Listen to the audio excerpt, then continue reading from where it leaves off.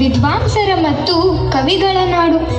ಹಂಪಿಯ ಪ್ರತಿಧ್ವನಿಗಳಿಂದ ಕಿತ್ತೂರಿನ ಶೌರ್ಯದವರೆಗೆ ನಮ್ಮ ನೆಲವು ಶತಮಾನಗಳಿಂದ ಧೈರ್ಯ ಮತ್ತು ವಿವೇಕದ ಗೀತೆಗಳನ್ನು ಹಾಡಿದೆ. ಬನ್ನಿ, ನಾವು ಕಾಲದ ಮೂಲಕ ಪ್ರಯಾಣಿಸಿ ನಮ್ಮ ಅಡಿಪಾಯವನ್ನು ನಿರ್ಮಿಸಿದ ರಾಜರನ್ನು ಮತ್ತು ಅದರ ಚೇತನವನ್ನು ಜೀವಂತವಾಗಿಟ್ಟ ಸ್ವಾತಂತ್ರ್ಯ ಹೋರಾಟಗಾರರನ್ನು ಭೇಟಿಯಾಗೋಣ. ಮಯೂರವರ್ಮ ಕನ್ನಡ ನಾಡಿನ ಮೊದಲ ಅರಸರಲ್ಲಿ ಒಬ್ಬರು ಮತ್ತು ಕದಂಬ ಸಾಮ್ರಾಜ್ಯದ ಸ್ಥಾಪಕರು.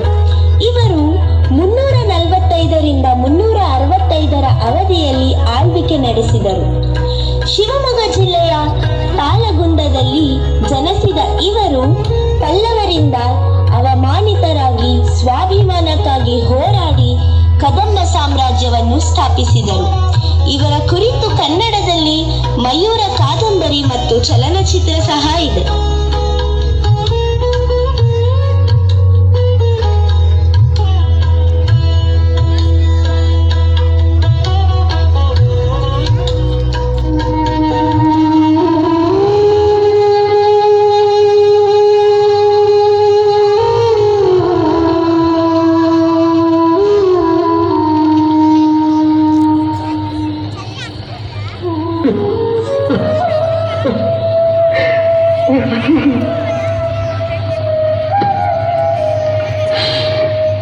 ಅಮ್ಮ,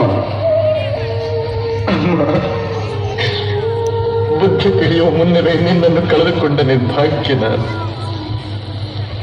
ಕಣ್ಣಿಗೆ ಅರಿವಾಗದ ವಿಷಯ ಕಣ್ಣಿಗೆ ಅರಿವಾಗುವುದೆಂಬ ಮಾತು ಅದೆಷ್ಟು ಸತ್ಯ. ಹಾಗಾದ್ರೆ ಆಗಾಗ ನನ್ನ ಕನಸಿನಲ್ಲಿ ಕಾಣಿಸಿಕೊಳ್ಳುತ್ತಿದ್ದ ದೇವತೆ ನೀನೆ. ಬಾಮ, ಈ ಮಣಿ ಕಿರೀಟ ನಿನಗೆ ಬೇಡವೇ? ಈ ರತ್ನ ಸಿಂಹಾಸನ ನಿನಗೆ ಬೇಡವೇ? ಈ ಸಾಮ್ರಾಜ್ಯ ನಿನಗೆ ಬೇಡವೇ ಎಂದು ಅಕ್ಕರೆಯಿಂದ ಕೇಳುತ್ತಿದ್ದವಳು ನೀನೇ ಅಮ್ಮ. ಈ ನಿನ್ನ ಮಗನಲ್ಲಿ ನಿನಗೆ ಅದೆಷ್ಟೊಂದು ಭರವಸೆ ತಾಯಿ. ಭೂಮ್ಯಾಕಾಶಗಳೇ ಸಿಡಿದೆದ್ದು ಹಾಗೆಯಾಗಲಿ. ನಿಮ್ಮ ನಂಬಿಕೆಯನ್ನು ಮಾತ್ರ ಸುಳ್ಳು ಮಾಡುವುದಿಲ್ಲ ತಾಯಿ, ನಿನ್ನ ನಂಬಿಕೆಯನ್ನು ಮಾತ್ರ ಸುಳ್ಳು ಮಾಡುವುದಿಲ್ಲ.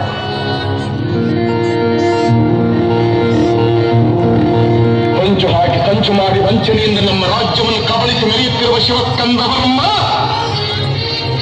ಯಾವ ಕದಂಬರ ವಂಶ ವೃಕ್ಷ ನಿನ್ನ ಕ್ರೌರ್ಯಕ್ಕೆ ಸಿಕ್ಕಿ ನಿರ್ನಾಮವಾಯಿತೆಂದು ತಿಳಿದಿರುವೆಯೋ, ಆ ಮಹಾವಂಶ ವೃಕ್ಷವಿಂದು ಮತ್ತೆ ಚಿಗುರಿ ತಲೆ ಎತ್ತಿ ನಿಂತಿದೆ.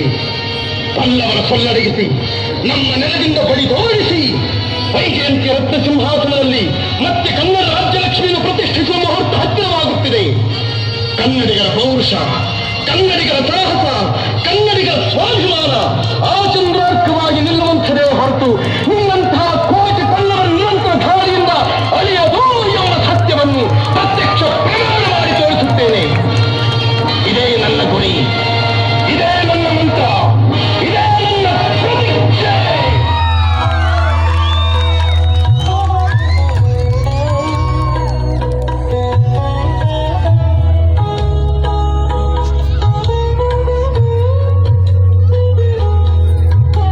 ಪುಲಕೇಶನ್ 2 ಕೇವಲ ಭೂಮಿಯನ್ನು ರಕ್ಷಿಸಲಿಲ್ಲ, ಆದರೆ ಕನ್ನಡ ಸಂಸ್ಕೃತಿಯನ್ನು ಪೋಷಿಸಿ ಶತಮಾನಗಳವರೆಗೆ ಪ್ರತಿಧ್ವನಿಸಿದ ಕಲೆಗಳನ್ನು ಪ್ರೋತ್ಸಾಹಿಸಿದರು.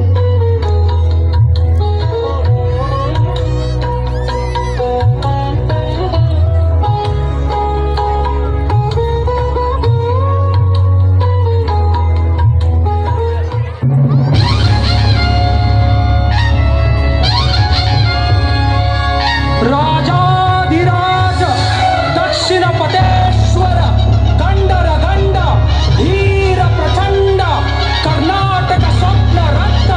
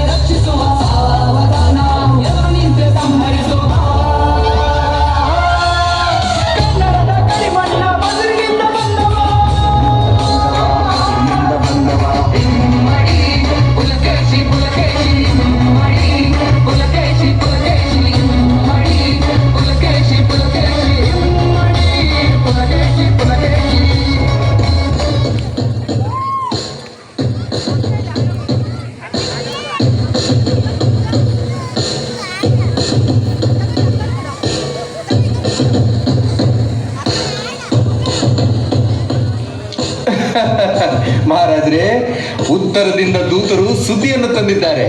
ಚಕ್ರವರ್ತಿ ಹರ್ಷ ದಕ್ಕನ್ ಪ್ರದೇಶದ ಮೇಲೆ ತನ್ನ ಆಳ್ವಿಕೆಯನ್ನು ವಿಸ್ತರಿಸಲು ಬಯಸಿದ್ದಾನೆ. ಓಹೋ, ಹಾಗೂ ದಕ್ಷಿಣವು ಬಲಿಷ್ಠ ಮತ್ತು ಸ್ವತಂತ್ರವಾಗಿ ಉಳಿಯುತ್ತದೆ ಎಂದು ಹರ್ಷನಿಗೆ ತಿಳಿಸಿ.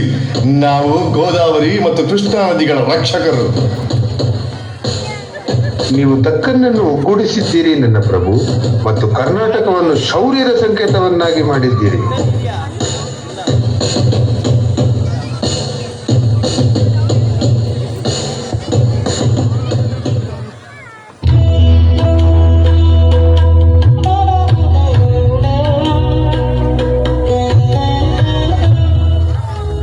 ಅಮೋಘ ವರ್ಷನ ಆಳ್ವಿಕೆಯಲ್ಲಿ ಸಾಹಿತ್ಯ ಮತ್ತು ಶಾಂತಿ ಸಮೃದ್ಧವಾಯಿತು. ಕಲಿಕೆಯ ಮೇಲಿನ ಅವನ ಪ್ರೀತಿಯು ಅವನಿಗೆ ಕರ್ನಾಟಕದ ಶಾಂತಿದೂತ ರಾಜ ಎಂಬ ಬಿರುದನ್ನು ತಂದುಕೊಟ್ಟಿತು.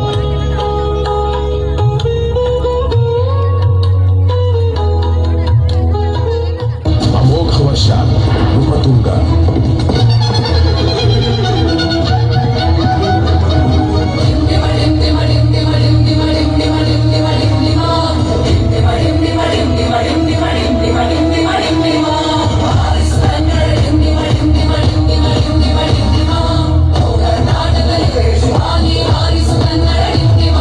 ಕನ್ನಡ ನಾಡಿನ ಚಿನ್ನದ ರಾಜ, ಶಾಂತಿಯ ಸಂಸ್ಕೃತಿ ನವತೇಜ, ರಾಷ್ಟ್ರಕೂಟರ ಶ್ರೇಷ್ಠ ದೊರೆಯಣಿ, ಅತಿಶಯ ಲವಣ ಹೇ ಶರ್ವ, ಹೇ ಶ್ರೀ ವಲ್ಲಭ, ಹೇ ರಾಜಸಿಂಹನೇ, ಹೇ ನೀತಿ ನಿರಂತರ, ಹೇ ರಣಮಾರ್ತಾಂಡನೇ, ವೀರನಾರಾಯಣ ಲಕ್ಷ್ಮೀ ವಲ್ಲಭೇಂದ್ರ, ಸತ್ಯಾಶ್ರಯಿ ಕನ್ನಡಿಗ, ಸತ್ಯಾಶ್ರಯಿ ಕನ್ನಡಿಗ.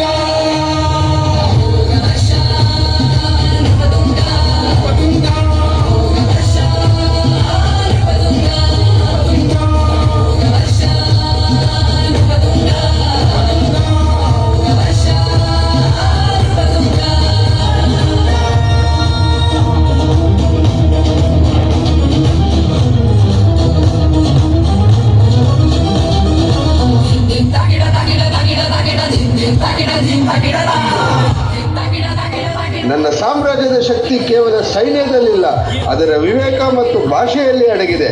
ಕನ್ನಡವು ಸಾಹಿತ್ಯದ ಕಿರೀಟವಾಗಿ ಹೊಳೆಯಬೇಕು.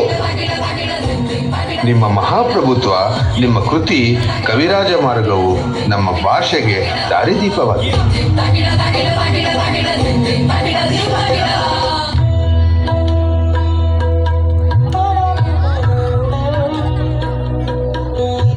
ಹೊಯ್ಸಳರು ಕಲೆಗಾರಿಕೆ, ವಾಸ್ತುಶಿಲ್ಪ, ವಿಷ್ಣುವರ್ಧನ ರಾಜ ಮತ್ತು ಆಡಳಿತವನ್ನು ಬೆಸೆಯುವ ಮೂಲಕ ಬೇಲೂರು ಮತ್ತು ಹಳೆಬೀಡನ್ನು ಭಾರತೀಯ ಪರಂಪರೆ ಆಭರಣಗಳನ್ನಾಗಿ ಮಾಡಿದರು.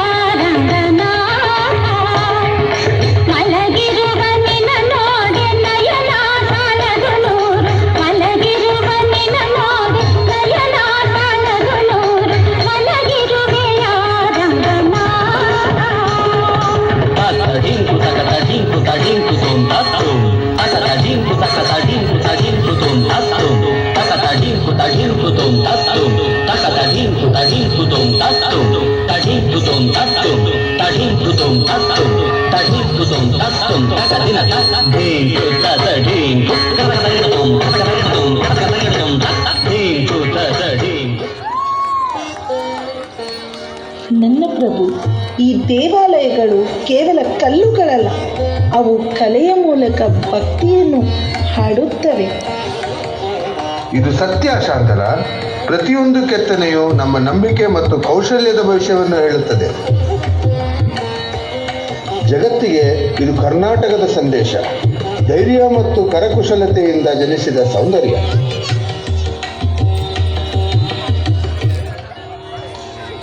ಕೃಷ್ಣದೇವರಾಯನ ಆಳ್ವಿಕೆಯಲ್ಲಿ ಕರ್ನಾಟಕವು ಅಸಮಾನ ಸಮೃದ್ಧಿ, ಕಾವ್ಯ ಮತ್ತು ಸಹಿಷ್ಣುತೆಯನ್ನು ಕಂಡಿತು. ಅವನ ಆಳ್ವಿಕೆಯು ವಿಜಯನಗರವನ್ನು ಜಾಗತಿಕ ಅದ್ಭುತವಾಗಿ ಪರಿವರ್ತಿಸಿತು.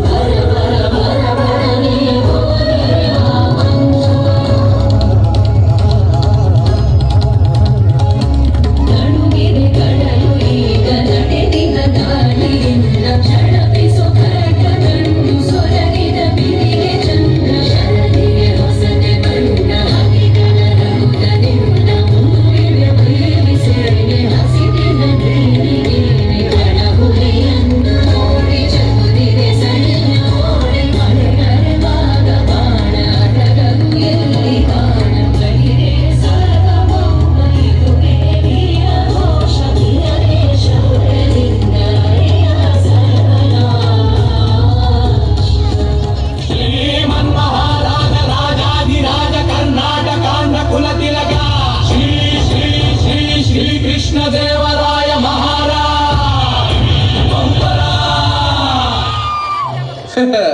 ನಮ್ಮ ಸಾಮ್ರಾಜ್ಯವು ದಕ್ಷಿಣಾದ್ಯಂತ ವ್ಯಾಪಿಸಿದೆ.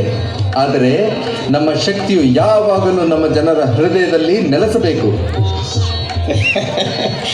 ಹಾಗಾದರೆ ಮಹಾಪ್ರಭು, ನಾನು ಕವನಗಳನ್ನು ಬರೆಯಬೇಕು ಅಥವಾ ಕೋಟೆಗಳನ್ನು ಕಟ್ಟಬೇಕು?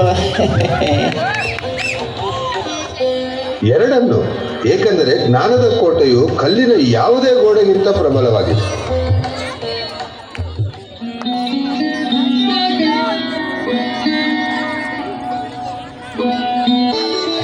ಮೈಸೂರು ರಾಜರು, ವಿಶೇಷವಾಗಿ ನಾಲ್ವಡಿ ಕೃಷ್ಣರಾಜ ಒಡೆಯರ್ ಪ್ರಗತಿಯನ್ನು ಅಪ್ಪಿಕೊಂಡರು. ರಾಜವೈಭವವನ್ನು ವೈಜ್ಞಾನಿಕ ದೃಷ್ಟಿಯೊಂದಿಗೆ ಬೆರೆಸಿದರು.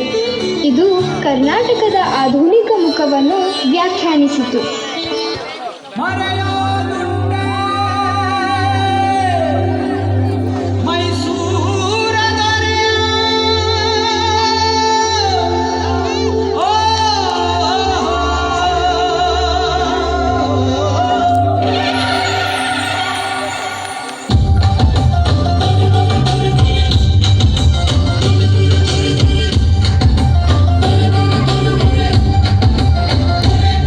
ಮರೆಯೋದುಂಟೆ ಮೈಸೂರ ದೊರೆಯ ಶ್ರೀ ನಾಲ್ವಡಿ ಕೃಷ್ಣರಾಜ ಒಡೆಯ.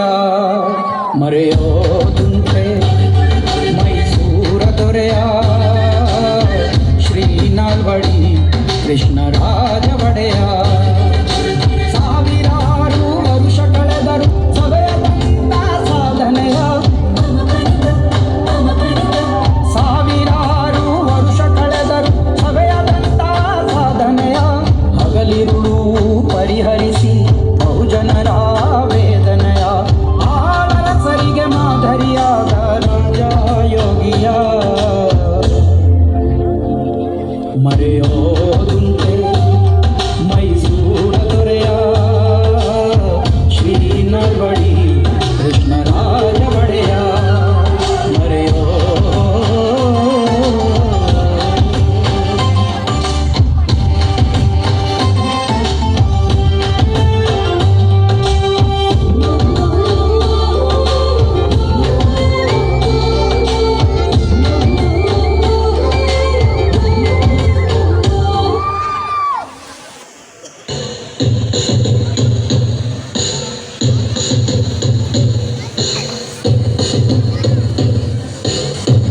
ವಿಶ್ವೇಶ್ವರಯ್ಯ, ಆಧುನಿಕ ಭಾರತದ ಮಾದರಿ ರಾಜ್ಯವನ್ನಾಗಿ ಮೈಸೂರನ್ನು ಮಾಡೋದು ನಮ್ಮ ಕನಸು.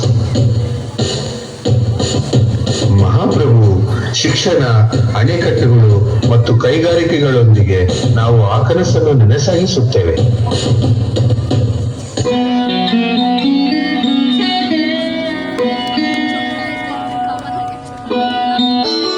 ಕಿತ್ತೂರಿನಿಂದ ಧಾರವಾಡದವರೆಗೆ ವೀರರು ಎದ್ದರು. ಸಂಗೊಳ್ಳಿ ರಾಯಣ್ಣ ದಂಗೆ ಮತ್ತು ರಾಣಿ ಚೆನ್ನಮ್ಮ ಧೈರ್ಯವು ಸ್ವಾತಂತ್ರ್ಯದ ಜ್ವಾಲೆಯನ್ನು ಹೊತ್ತಿಸಿತು. ಈ ಸಂಭಾಷಣೆಯಲ್ಲಿ ನಾವು ನಮ್ಮ ಸ್ವಾತಂತ್ರ್ಯ ಹೋರಾಟಗಾರರ ಬಗ್ಗೆ ತಿಳಿದುಕೊಳ್ಳೋಣ ಬನ್ನಿ.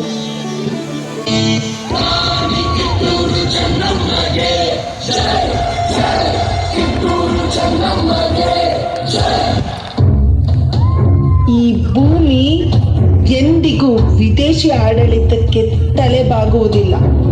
ಕಿತ್ತೂರಿನ ಪ್ರತಿಯೊಬ್ಬ ಮಹಿಳೆ ತನ್ನ ನೆಲವನ್ನು ತಾಯಿಯಂತೆ ಕಾಯುತ್ತಾಳೆ. ಅಮ್ಮ, ಅವರು ಕಟ್ಟುವ ಪ್ರತಿಯೊಂದು ಸರಪಳಿಗೂ ನೂರಾರು ಯೋಧರು ಹೇಳುತ್ತಾರೆ. ಅಬ್ಬಕ್ಕಾದೇವಿ ಧೈರ್ಯಶಾಲಿ ರಾಣಿ. ಅವರು ಪೋರ್ಚುಗೀಸ್ ಆವಿಷ್ಕಾರಕರ ವಿರುದ್ಧ ಹೋರಾಡಿದರು. ಸಾಕು ನಿಲ್ಲಿಸು ವೈಸ್ರಾಯ್. ಏನು ಈ ಉಲ್ಲಾಳಕ್ಕೆ ನಿಮ್ಮ ನಾಯಿಗಳು ಆಕ್ರಮಣ ಮಾಡುವರೋ? ಓಹೋ, ನಾವೇನು ಹೇಡಿಗಳಲ್ಲ. ಶೌರ್ಯದಿಂದ ಹೋರಾಡುವ ನರಸಿಂಹಿನಿ ರಾಣಿ ಅಬ್ಬಕ್ಕದೇವಿ. ಈ ಪೋರ್ಚುಗೀಸರ ರುಂಡವನ್ನು ಚಂಡಾಡಿ ಆ ಪುಂಡರ ಕರುಳನ್ನು ಬಗೆದು ಮಾಲೆಯಾಗಿ ಧರಿಸುವೆ. ಕನ್ನಡಾಂಬೆಯ ಮೇಲಾಣೆ, ಇದೇ ನನ್ನ ಪ್ರತಿಜ್ಞೆ. ಆಲೂರು ವೆಂಕಟರಾವ್ ಅವರು ಕನ್ನಡ ಭಾಷೆಯ ಪಿತಾಮಹ ಎಂದು ಕರೆದುಕೊಂಡ ಪ್ರಮುಖ ವ್ಯಕ್ತಿ ಆಗಿದ್ದಾರೆ. ಒಮ್ಮೆ ವಿಭಜಿಸಲ್ಪಟ್ಟ ಈಗ ಕರ್ನಾಟಕವಾಗಿ ಒಂದಾಗಿ ನಾವು ನಮ್ಮ ಗುರುತನ್ನು ಮರಳಿ ಪಡೆಯುತ್ತೇವೆ.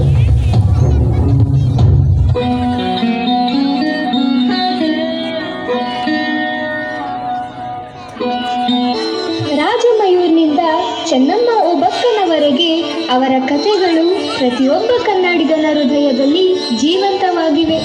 ಇದು ಕೇವಲ ಇತಿಹಾಸವಲ್ಲ, ಇದು ನಮ್ಮ ಅಸ್ಮಿತೆ. ನಮ್ಮ ರಾಜರು ನಮಗೆ ವಿವೇಕ ಮತ್ತು ಕಲೆಯನ್ನು ನೀಡಿದರು. ನಮ್ಮ ಸ್ವಾತಂತ್ರ್ಯ ಹೋರಾಟಗಾರರು ನಮಗೆ ಧೈರ್ಯವನ್ನು ನೀಡಿದರು. ಮತ್ತು ನಾವು ಕರ್ನಾಟಕದ ಮಕ್ಕಳು ಕಲಿಕೆ, ಏಕತೆ ಮತ್ತು ಹೆಮ್ಮೆಯ ಮೂಲಕ ಅವರ ಪರಂಪರೆಯನ್ನು ಮುಂದುವರಿಸುತ್ತೇವೆ.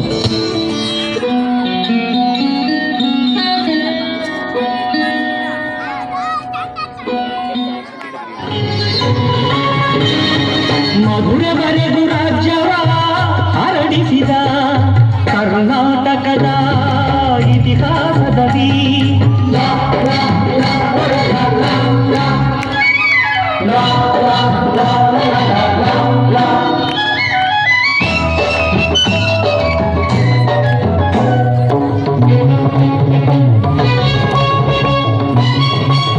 ಸಂಗೀತ ನಾಟ್ಯಗಳ ಸಂಗಮವಿಲ್ಲೇ, ಶಿಲ್ಪ ಕಲೆಗಳ ತಾಣವಿದೆ.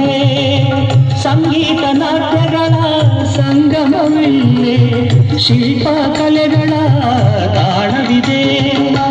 ಭುವನೇಶ್ವರಿಯ ಬರುವಿಲ್ಲೇ, ಯತಿಗಳ ದಾಸರ ನೆಲೆನಾಡಿಯೇ. ಪಾವನ ಮಣ್ಣಿದು ಹಂತೆಯದು ಯುಗ ಯುಗ